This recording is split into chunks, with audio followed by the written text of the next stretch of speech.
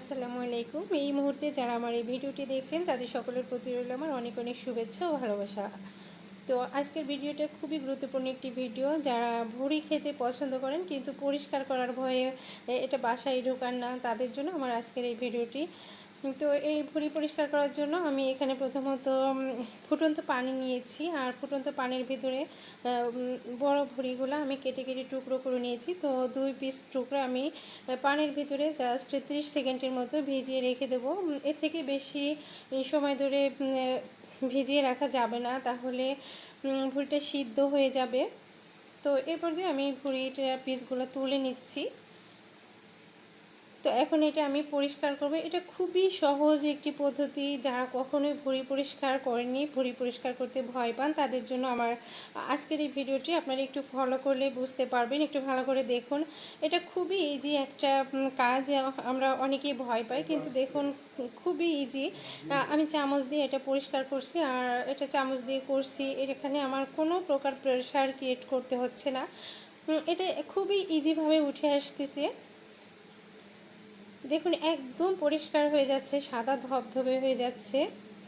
তো এই ভুঁড়িতে গন্ধর ভয়ে অনেকেই খান না, অনেকেই পছন্দ করে না, কিন্তু আমার আজকের এই ভিডিওটা যদি আপনারা দেখেন তাহলে ভুঁড়ি থেকে ভুঁড়ির এই গন্ধটা দূর করার একটা টিপস রয়েছে। আশা করি পুরো ভিডিওটা দেখবেন আর টিপসটিও ফলো করবেন। তো দেখুন কীভাবে সাদা হয়ে গেছে। তো আমি এখানে আর এক টুকরা নিচ্ছি। তো এখন আমি এটা হাত দিয়ে করে দেখাচ্ছি। দেখুন কি ইজিভাবে এটা উঠে যাচ্ছে। জাস্ট হাত দিয়ে একটু ঘষে নিচ্ছি, কোনো প্রকার কষ্ট হচ্ছে না, কোনো প্রকার প্রেশার ক্রিয়েট করা লাগছে না। জাস্ট একটু এভাবে হাত দিয়ে ঘষে নিলেই হয়ে যায়। খুবই ইজি। জাস্ট কিছুক্ষণের ভিতরে আপনি 1-2 কেজি ভুঁড়ি এভাবে পরিষ্কার করে নিতে পারেন। আসলে আমি এটাকে ভুঁড়ি বলছি, অনেকে হয়তো এটাকে বট বলে থাকেন। এটা হচ্ছে গরুর ভুঁড়ি, আমার এলাকায় গরুর ভুঁড়ি বলা হয়। তো দেখুন একদম ক্লিন হয়ে গেছে, একদম সাদা ধবধবে। খুবই ইজি এটা পরিষ্কার করা। আমার পরিষ্কার করতেও ভালো লাগে, আবার খাইতেও ভীষণ পছন্দ করি। তো আমি আর এক টুকরা দেখাচ্ছি। দেখুন খুবই ইজি, একদম এর থেকে ইজি কাজ আর হতেই পারে না। যারা ভয় পান, যারা কখনোই করেনি, তো আমার ভিডিওটি দেখার পর নিশ্চিত যে তারা আপনারা এই টিপসটি ফলো করে আমার মতো করে ভুঁড়ি পরিষ্কার করবেন, এবং বাড়ির সকলকেই ভুঁড়ি রান্না করে খাওয়াবেন, নিজ হাতে পরিষ্কার করবেন। আর আসন্ন ঈদে আমরা সারা বছর না কিনলেও ঈদের সময় তো আমাদের ভুঁড়ি আসেই, তো তখন নিশ্চিত নিজেদের পরিষ্কার করতে হয়। আর এই টিপসটা ফলো করেন, আমি যেভাবে করছি এভাবে করে দেখবেন, খুব সহজে এটা পরিষ্কার করা হয়ে যাবে। তো আমি আপনাদের একে একে 3 টুকরা করছি, আর বাকি সবগুলো আমি এভাবে পরিষ্কার করে নেব। খুব সুন্দরভাবে পরিষ্কার হয়ে গেছে। আর এই ভুঁড়িটা এখন এরকম সাদা আছে, এর থেকে বেশি সাদা ধবধবে করব, তার টিপসটিও আপনাদের দেব, ভিডিওটা দেখেন। তো এই পর্যায়ে আমি সবগুলা ভুঁড়ি এভাবে কালো পর্দাটা তুলে নিয়েছি, একদম সাদা ধবধবে করে নিয়েছি, একদম ক্লিন হয়ে গেছে। তো আপনারা যারা এই মুহূর্তে আমার ভিডিওটি দেখছেন, এখন আমার পেজটি ফলো করে নিন, প্লিজ আমার পেজটি ফলো করুন, লাইক কমেন্ট আর বেশি বেশি শেয়ার করুন। তো এখানে আমি নর্মাল পানি নিয়েছি। তো এ পর্যায়ে আমি পানির ভিতরে খাবারের চুন নিচ্ছি। চুনটা আমি হাত দিয়ে এভাবে পানির সাথে একদম মিশিয়ে নিচ্ছি।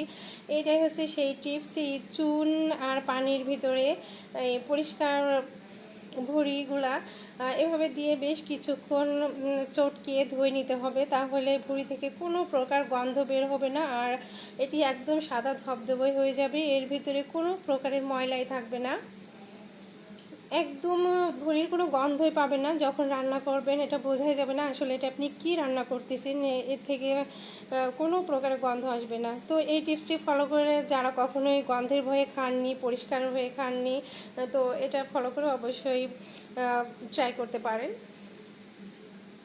দেখুন একদম সাদা ধবধবে হয়ে গেছে। খুবই ইজি একটা কাজ। আমরা সকলে হয়তো ভয় পাই এটা করতে, কিন্তু আসলে অনেক ইজি এটা। তো একে একে আমি সবগুলো ভুঁড়ি এভাবে এক টুকরা করে খুব ভালোভাবে পরিষ্কার করে নিচ্ছি, যাতে ভিতরে কোনো প্রকার ময়লা না থাকে। আসলে এভাবে ধোয়ার পরে আর কোনো ময়লা থাকার কথাও না, তবুও একটু চেক করে এক টুকরা করে দেখে নিচ্ছি। তো সবগুলো ভুঁড়ি আমার ধুয়ে নেওয়া হয়ে গেছে। তো আমি আরও কিছুটা নর্মাল পানি নিয়েছি। তো পানির ভিতর সবগুলো ভুঁড়ি আবার ধুয়ে নিব। তো এখানে আমি জাস্ট একবার ধোবো না, কয়েকবার করে আবার ধুয়ে নিব ভালোভাবে, যাতে চুনটা একদম ভুঁড়ির থেকে সরে যায়। এই জন্য কয়েকবার খুব ভালোভাবে এভাবে হাত দিয়ে চটকিয়ে ধুয়ে নিব।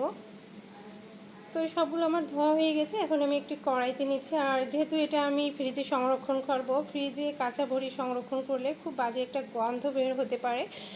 তো এই জন্য আমি লবণ আর হলুদ দিয়ে এটা একটু সিদ্ধ করে নিচ্ছি, বরফ দিয়ে নিচ্ছি।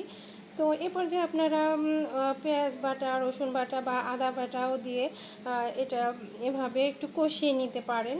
তো আমি জাস্ট একটু লবণ আর হলুদ দিয়ে কিছুক্ষণ এভাবে কষিয়ে নেব। তো এই পর্যায়ে আমি কোনো পানি দিচ্ছি না, যেহেতু ভুঁড়ির থেকে এমনিতেই পানি বের হবে।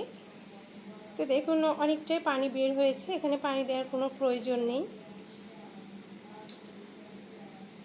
এখন আমি একটি ঢাকনা দিয়ে ঢেকে দিব, যাতে সবগুলো ভুঁড়ি একটু ভিতরে তাপটা ঢুকতে পারে, বলক এসে যায়, ভালোভাবে বয়েল হয়।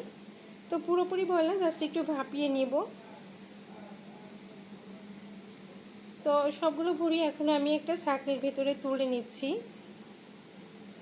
পানিটা পুরোপুরি ঝরিয়ে নিব। তো এইভাবে যদি আপনারা ভুঁড়িটা সংরক্ষণ করেন, অনেক দিন পর্যন্ত ভালো থাকে, কোনো প্রকার গন্ধ বের হবে না।